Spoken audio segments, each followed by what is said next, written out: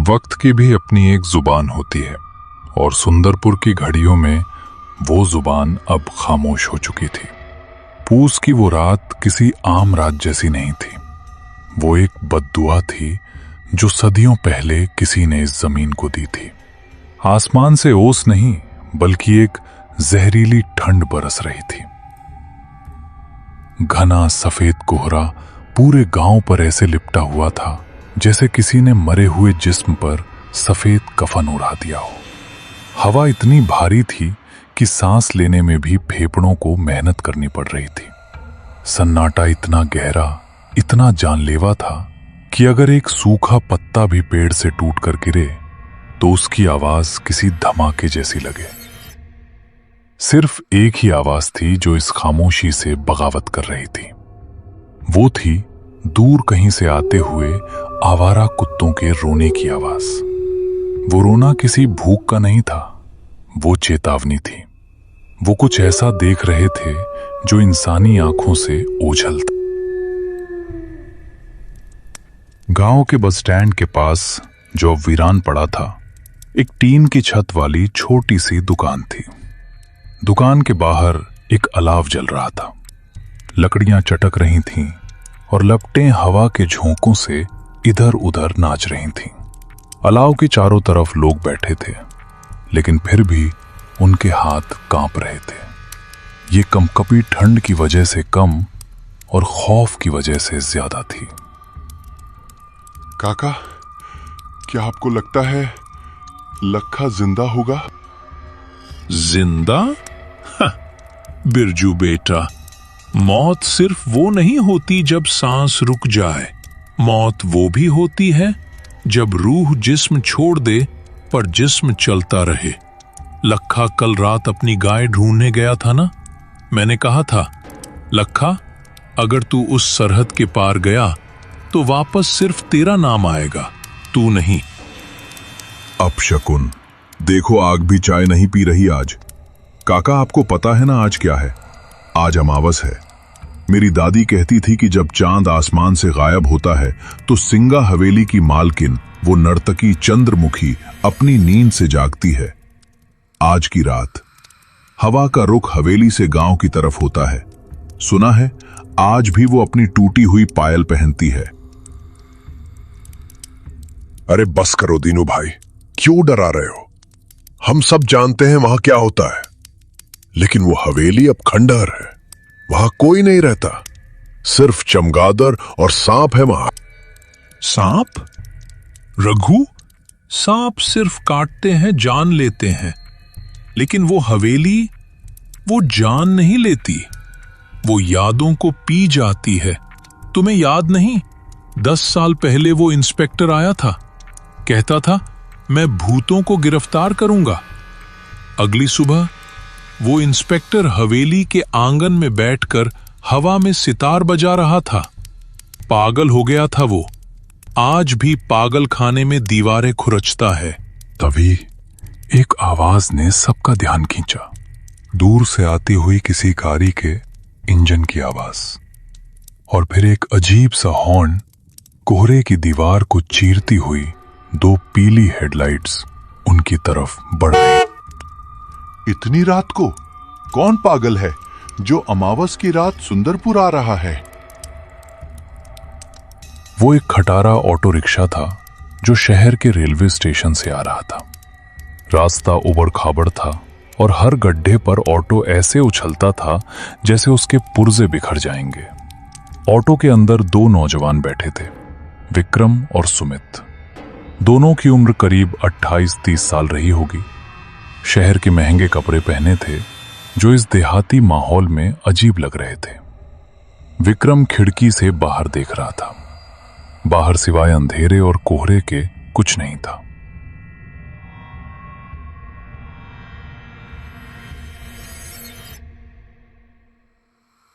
यार सुमित, मुझे अभी भी लग रहा है कि ये एक बहुत बड़ी गलती है। 6 साल, पूरे 6 साल हो गए हमें यहां से गए हुए। तेरा वो बैक टू रूट्स वाला भाषण सुनने में अच्छा था, लेकिन हकीकत देख रहा है, यहां सड़क तक नहीं है, नेटवर्क भी गायब है। अगर हमें कुछ हो गया तो एम्बुलेंस भी सुबह तक नहीं पहुंचेगी। अरे विक्की भाई, तू हमेशा नेगेटिव ही सोचता है। देख, शहर के शोर से कितना सुकून है यहाँ। और फिर पापा की आखिरी इच्छा थी कि हवेली, मतलब हमारा वो पुराना पुश्तैनी घर, एक बार रिपेयर हो जाए। हम उसे बेचने ही तो आए हैं, बस 1-2 दिन की बात है। और वैसे भी मुझे बचपन में ये गांव बहुत पसंद था। याद है, हम वो पीछे वाले बगीचे में क्रिकेट खेलते थे। हाँ याद है, और मुझे ये भी याद है कि शाम के 6 बजते ही दादी हमें घर के अंदर खींच लेती थी, कहती थी हवा बदल गई है। तभी ऑटो वाले ने अचानक ब्रेक मारा। ऑटो एक झटके के साथ रुका। विक्रम का सिर रॉड से टकराते टकराते बचा। अरे भाई, देख के चलाओ, क्या हुआ? गाड़ी क्यों रोक दी? साहब माफ करना, लेकिन मेरा ऑटो इससे आगे नहीं जाएगा। विक्रम ने सुमित की तरफ देखा। सुमित के चेहरे पर भी थोड़ी घबराहट आ गई थी। ऑटो वाले ने उनका सामान, 2 बैग, जल्दी जल्दी सड़क पर उतारा। वो सामने देखिए, कोहरे के बीच वो सिंगा हवेली है। आज की रात उस रास्ते से गुजरना मतलब अपनी मौत को दावत देना है। पैसे आप आधे दे देना, पर मैं आगे नहीं जाऊंगा। क्या? अभी तो गांव का मोड़ आया है। हमारा घर तो वो पीपल के पेड़ के उस पार है। यहां बीच जंगल में कैसे उतरेंगे हम? एक सलाह मानिए साहब, अगर रास्ते में कोई आवाज आए, कोई आपको नाम से पुकारे या कोई सुरीला गाना सुनाई दे तो रुकना मत, बस चलते रहना, पीछे मुड़कर मत देखना। इससे पहले कि विक्रम कुछ और पूछता, ऑटो वाले ने किक मारी। ऑटो घर घर आया और फिर इतनी तेजी से यूटर्न लेकर भागा जैसे उसके पीछे कोई शैतान पड़ा हो। धूल और धुएं के गुबार में विक्रम और सुमित अकेले रह गए।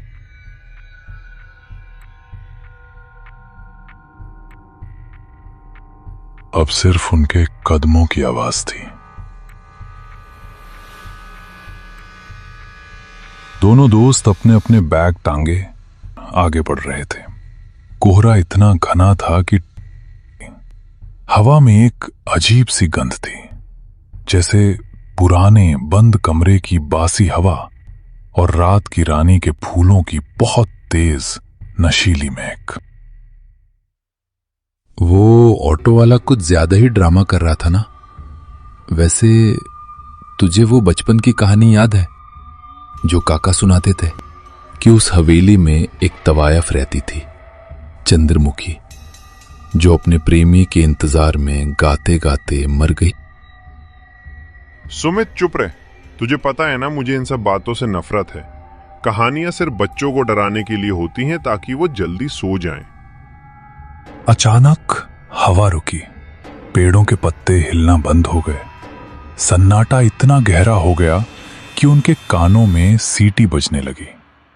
तभी सुमित रुका। विक्की, रुक। क्या हुआ? चलना जल्दी। तूने सुना? क्या? किसी के चलने की आवाज थी। कोई हमारे पीछे चल रहा था, बिल्कुल हमारे कदमों के साथ। कोई नहीं है सुमित, ये सिर्फ तेरा वहम है, और ये सूखे पत्ते हैं, हवा से उड़ रहे होंगे। नहीं यार, मुझे लगा जैसे किसी ने मेरा नाम फुसफुसाया।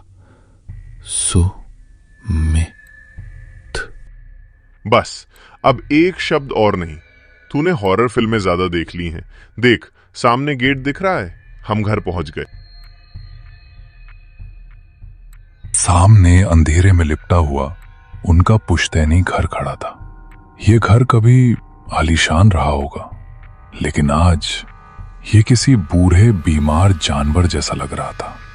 दीवारों का प्लास्टर उखड़ चुका था, लोहे के गेट पर जंग की मोटी परत थी, और घर के ठीक पीछे लगभग 200 मीटर की दूरी पर जंगल के बीचों बीच सिंगा हवेली का काला साया खड़ा था। हवेली की खिड़कियां टूटी हुई थीं, जो अंधेरे में किसी खोपड़ी की खाली आंखों जैसी लग रही थीं। जैसे ही उन्होंने गेट खोला, एक लालटेन की रोशनी उनकी तरफ पड़ी।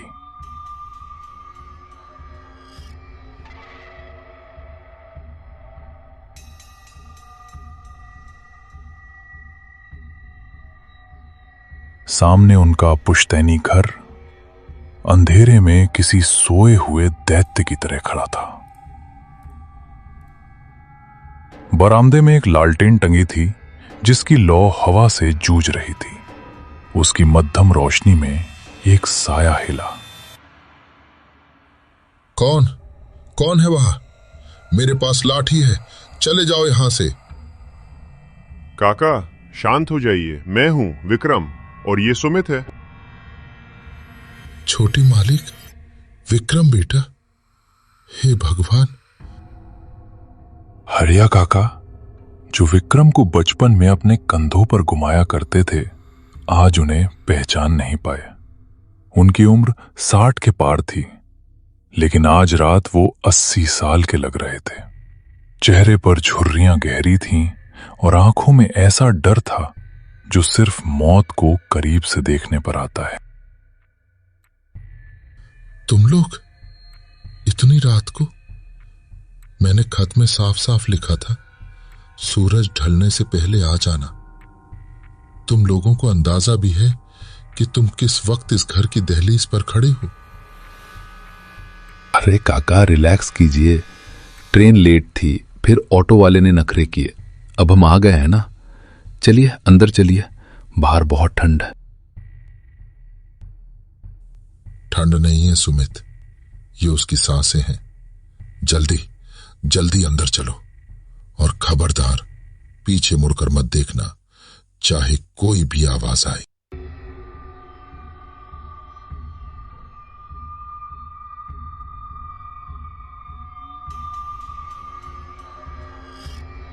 काका ने उन्हें लगभग खींचते हुए घर के अंदर किया और दरवाजे पर एक नहीं 3-3 सिटकनी लगा दी। फिर उन्होंने दरवाजे पर कान लगाकर कुछ सुनने की कोशिश की। बाहर हवा का शोर था और शायद बहुत दूर किसी पायल की हल्की सी झनकार। काका ने राहत की सांस ली। घर के अंदर की हवा बाहर से भी ज्यादा भारी थी। हॉल में अंधेरा था।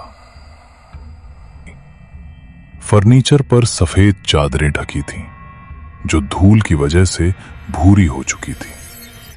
कोनों में मकड़ी के जाले ऐसे लटक रहे थे जैसे किसी ने पुराने धागे छोड़ दिए हों।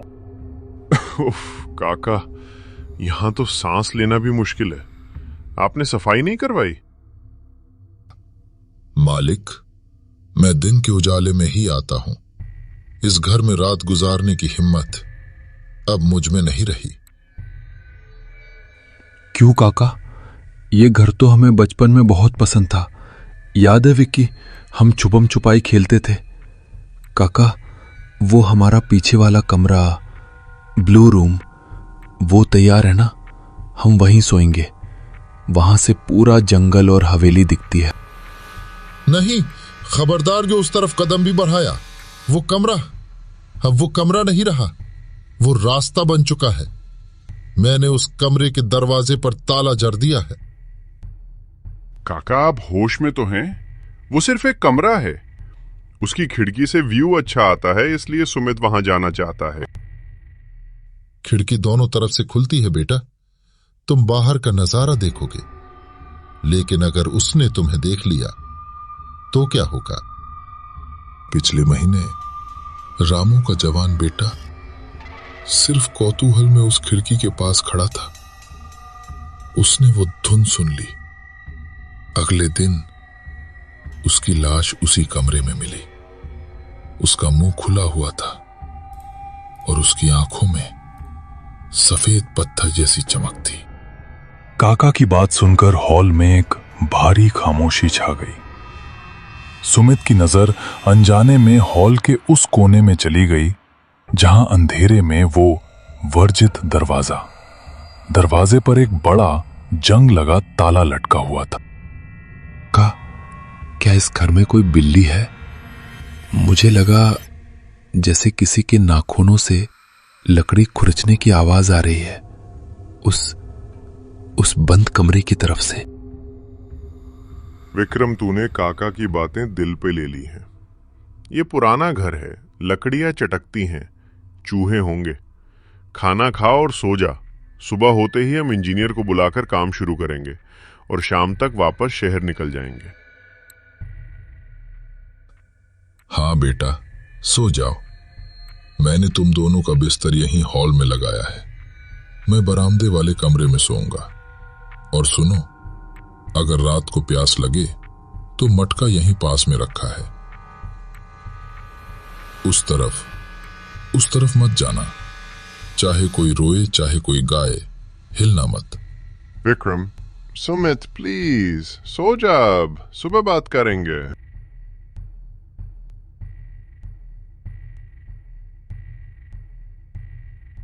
रात गहरी हो चुकी थी। विक्रम अपनी थकान की वजह से तुरंत सो गया। उसकी खर्राटों की हल्की आवाज हॉल में गूंज रही थी। लेकिन सुमित अपनी रजाई में लेटा छत को घूर रहा था। उसकी आंखों में नींद का नामो निशान नहीं था। उसे एक अजीब सी बेचैनी हो रही थी, जैसे उसके शरीर के अंदर चींटियां रेंग रही हों। वो बार बार करवट बदल रहा था। उसकी नजरें न चाहते हुए भी अंधेरे में उस ताले वाले दरवाजे पर जाकर टिक जाती थीं। तभी हवा का रुख बदला। वो आवाज, वो धुन शुरू हो गई। पहले बहुत धीमी, जैसे कोई कान में फुसफुसा रहा हो, फिर थोड़ी तेज। ये कोई साधारण संगीत नहीं था। सुमित, इतने साल कहाँ थे तुम? मेरी धुन अधूरी है। आओ, इसे पूरा कर दो।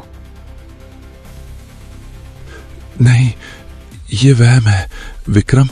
विक्रम उठो। सुमित ने हाथ हिलाने की कोशिश की, लेकिन उसका हाथ जम गया था। उसे लगा जैसे उसका शरीर अब उसका नहीं रहा। उसकी उंगलियां अपने आप रजाई हटाने लगीं। उसके पैर उसकी मर्जी के खिलाफ जमीन पर उतर गए। सुमित बिस्तर से खड़ा हो गया। उसकी चाल अब इंसानों वाली नहीं थी। वो किसी कटी हुई पतंग की तरह हवा के बहाव में बहता हुआ उस बंद दरवाजे की तरफ बढ़ने लगा। उसकी आंखों की पुतलियां गायब हो चुकी थीं। सिर्फ सफेदी बची थी। उसके चेहरे पर एक अजीब सी शांति भरी मुस्कान थी। वो दरवाजे के पास पहुंचा। उसने अपना हाथ उस जंग लगे ताले पर रखा। ताला, जो लोहे का था, सुमित के छूते ही बर्फ जैसा ठंडा हो गया। बिना चाबी के सिर्फ छूने भर से ताला खुल गया। जंजीरें जमीन पर गिर गईं। आवाज से विक्रम की नींद में खलल पड़ा। उसने करवट बदली। सुमित, रात के करीब 2 बज रहे थे। हॉल में अचानक तापमान गिर गया था। इतनी ठंड थी कि सांस भी धुएं की तरह बाहर निकल रही थी। इतनी ठंड क्यों है? काका, खिड़की खुली रह गई क्या? विक्रम, जो थका हुआ था और गहरी नींद में था, एक अजीब सी सिहरन से जाग गया। उसे लगा जैसे किसी ने उसके चेहरे पर बर्फ का ठंडा हाथ रख दिया हो। विक्रम ने अपनी रजाई कसने की कोशिश की। उसकी आंख खुली। बगल का बिस्तर खाली था। सुमित वहां नहीं था। सुमित, पानी पी रहे क्या? विक्रम उठ बैठा। हॉल में गहरा अंधेरा था। सिर्फ वो छोटी सी मोमबत्ती अपने आखिरी सांसें गिन रही थी। उस मध्यम रोशनी में विक्रम ने जो देखा, उससे उसका गला सूख गया। वो वर्जित दरवाजा जिस पर काका ने ताला जड़ा था, वो चौपट खुला था। ताला और लोहे की जंजीरें जमीन पर ऐसे पड़ी थीं जैसे सांप ने अपनी केचुली छोड़ दी हो। उस खुले दरवाजे के उस पार घना काला अंधेरा था और हवा की डरावनी साएं साएं आ रही थी। सुमित, मजाक मत कर यार, बाहर आ जा। लेकिन जवाब में सिर्फ हवा की सीटी सुनाई दी। रोशनी की एक पतली लकीर उस खुले कमरे के अंदर गई। कमरा खाली था। विक्रम दौड़कर खिड़की के पास गया। उसने बाहर झांका। बाहर कोहरे की एक मोटी चादर थी, लेकिन उस सफेदी के बीच उसे एक धुंधली सी परछाई दिखाई दी। कोई था जो घर से दूर जंगल के रास्ते उस पुरानी सिंगा हवेली की तरफ बढ़ रहा था। सुमित! विक्रम चिल्लाया। उसने एक पल भी नहीं सोचा, वो खिड़की से ही कूद गया। नीचे झाड़ियां थीं, कांटों ने उसके पायजामे को फाड़ दिया, पैरों में खरोंचें आईं, लेकिन विक्रम को दर्द महसूस नहीं हो रहा था। उसके दिमाग में बस एक ही चीज थी, अपने दोस्त को रोकना। कोहरा इतना घना था कि 10 कदम आगे देख पाना भी मुश्किल था। विक्रम सुमित के पैरों के निशान ढूंढ रहा था। गीली मिट्टी पर नंगे पैरों के निशान थे, लेकिन सुमित, या वो चीज जो सुमित के शरीर में थी, वो रुक नहीं रही थी। सुमित की चाल अजीब थी। वो चल नहीं रहा था, वो जैसे हवा में तैर रहा था। उसके हाथ शरीर के बगल में बेजान लटके थे और सिर एक तरफ झुका हुआ था। जंगल विक्रम को रोकने की कोशिश कर रहा था। विक्रम का दिल जोर जोर से धड़क रहा था। तभी उसकी टॉर्च की रोशनी सामने पड़ी। विक्रम सिंगा हवेली के मुख्य द्वार के पास पहुंच चुका था। हवेली का गेट लोहे का बना था। सुमित गेट के ठीक सामने खड़ा था। उसका चेहरा गेट की तरफ था, विक्रम की तरफ पीठ। सुमित, रुक जा भाई, वहां आगे खाई है, गिर जाएगा।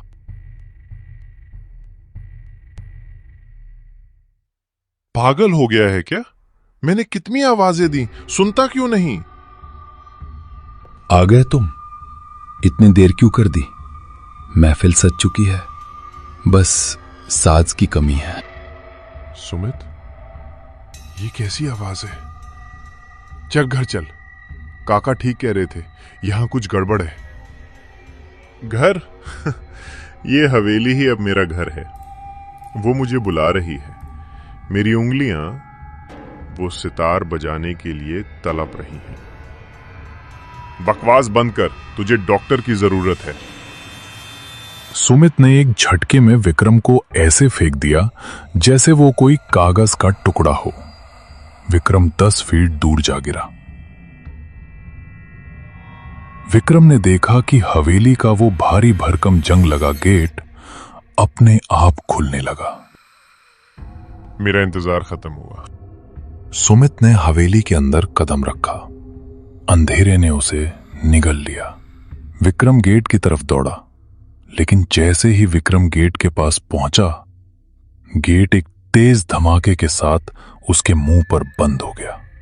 विक्रम ने गेट को पीटना शुरू कर दिया। खोलो सुमित, बाहर आ, खोलो इसे। लेकिन गेट टस से मस नहीं हुआ और तभी हवेली के अंदर से रोशनी जल उठी। विक्रम पागलों की तरह हवेली के उस लोहे के गेट को पीट रहा था। अंदर सुमित गायब हो चुका था और बाहर विक्रम अपनी सांसों से लड़ रहा था। हवेली के अंदर से अब वो धुंध इतनी तेज हो चुकी थी कि जमीन भी कांप रही। सुमित, बाहर आ। भगवान के लिए दरवाजा खोलो, कोई है? खोलो इसे। तभी बिजली कड़की। विक्रम ने देखा कि हवेली की बाईं तरफ एक पुरानी खिड़की की जाली टूटी हुई थी। वो जमीन से थोड़ी ऊंचाई पर थी और उसके नीचे एक सूखे पेड़ की डाल लटक रही थी। विक्रम दौड़ा। उसने पेड़ की खुरदरी छाल को पकड़ा और ऊपर चढ़ने लगा। अंदर से सड़े हुए फूलों और पुराने इत्र की इतनी तेज बदबू आई कि विक्रम का सिर चकरा गया और अंधेरे में अंदर कूद गया।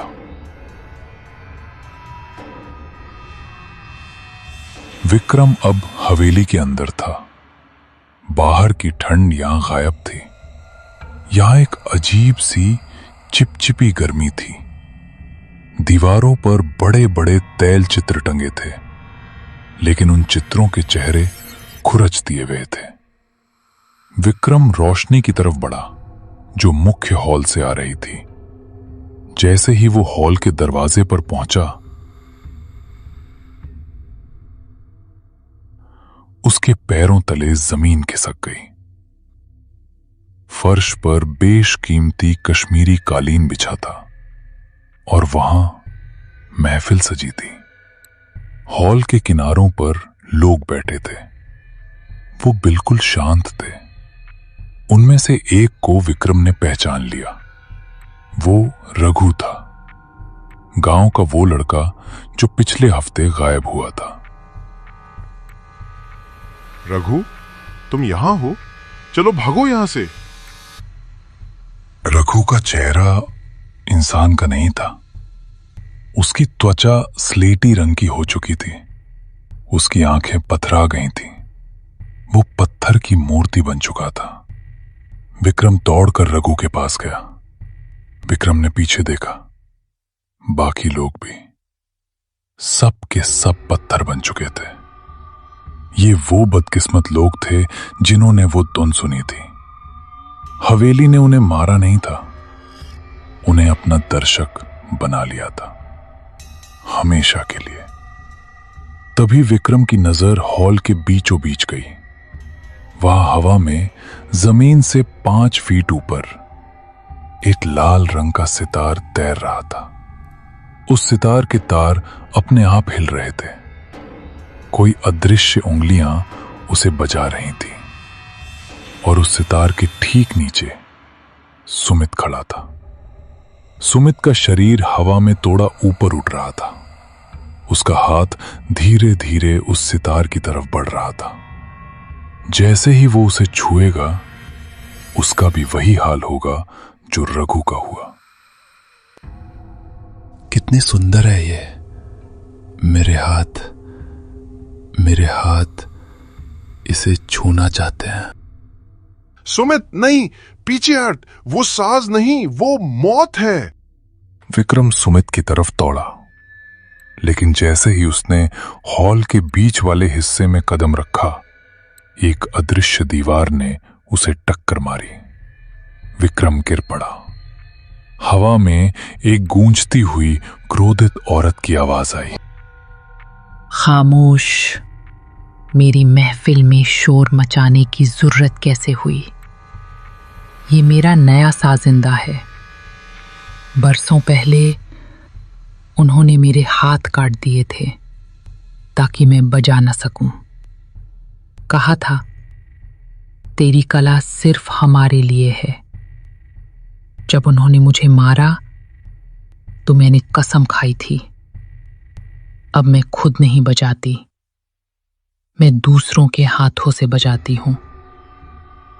और जब वो बजाकर थक जाते हैं तो मैं उन्हें अपनी कला बना लेती हूं, पत्थर की मूरत। नहीं, मैं सुमित को पत्थर नहीं बनने दूंगा। मुझे इस आवाज को रोकना होगा। मुझे इस साज को तोड़ना होगा। विक्रम ने इधर उधर देखा। हॉल की छत बहुत ऊंची थी और ठीक उस तैरते हुए सितार के ऊपर एक विशाल लोहे का झूमर लटक रहा था। उसकी रस्सी पुरानी थी और दीवार के कोने में एक खूंटी से बंधी थी। वक्त बहुत कम था। सुमित, मैं तुझे कुछ नहीं होने दूंगा। विक्रम ने इधर उधर देखा। हॉल की छत बहुत ऊंची थी और ठीक उस तैरते हुए सितार के ऊपर एक विशाल लोहे का झूमर लटक रहा था। उसकी रस्सी पुरानी थी और दीवार के कोने में एक खूंटी से बंधी थी। वक्त बहुत कम था। विक्रम ने पास पड़ी एक पीतल की भारी मूर्ति उठाई। उसके हाथ कांप रहे थे। निशाना चूकने का मतलब था सुमित की मौत। विक्रम ने पूरी ताकत से एक भाले की तरह वो पीतल की मूर्ति उस रस्सी पर दे मारी। निशाना अचूक था।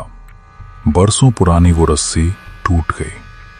हजारों किलो वजनी वो लोहे का झूमर गुरुत्वाकर्षण की रफ्तार से नीचे आया। जैसे ही सितार टूटा, वो सुरीली धुन एक भयानक चीख में बदल गई। हॉल में तूफान आ गया। वो अदृश्य साया जो अब तक हावी था, धुएं की तरह बिखरने लगा। मेरा साज, मेरा इंतजार, नहीं। हवेली कांपने लगी। छत से धूल और पत्थर गिरने लगे। सुमित जो हवा में था, एक बेजान कठपुतली की तरह जमीन पर गिर पड़ा। सुमित, उठ भाई, भागना होगा, ये जगह गिर रही है। सुमित बेहोश था। उसको होश आया और वो हवेली से बाहर की ओर भागे।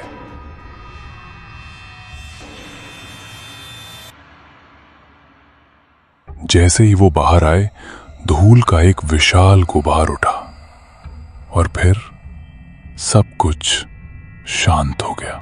विक्रम और सुमित वहां से भागते हुए जंगल से घर की तरफ भागे।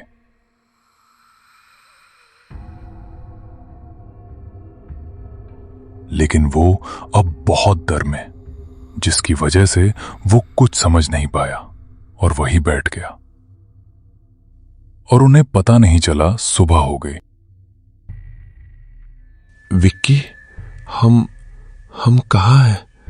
मेरे सिर में दर्द हो रहा है और वो गाना बंद क्यों हो गया?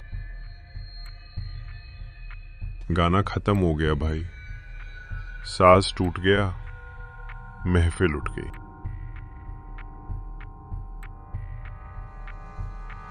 सुमित, आज हमने सिर्फ अपनी जान नहीं बचाई, तुमने इस गांव को एक सदियों पुराने श्राप से आजाद कर दिया।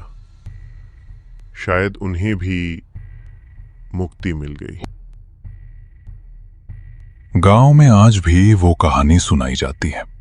कहते हैं अमावस की रात को अब वहां से रोने की आवाज नहीं आती। लेकिन अगर आप उस मलबे के पास जाकर दिल लगाकर सुने तो हवाओं में एक हल्की सी धन्यवाद की फुसफुसाहट सुनाई देती है। क्योंकि हर अधूरी धुन का मकसद डराना नहीं होता। कुछ धुनें सिर्फ पूरा होना चाहती हैं।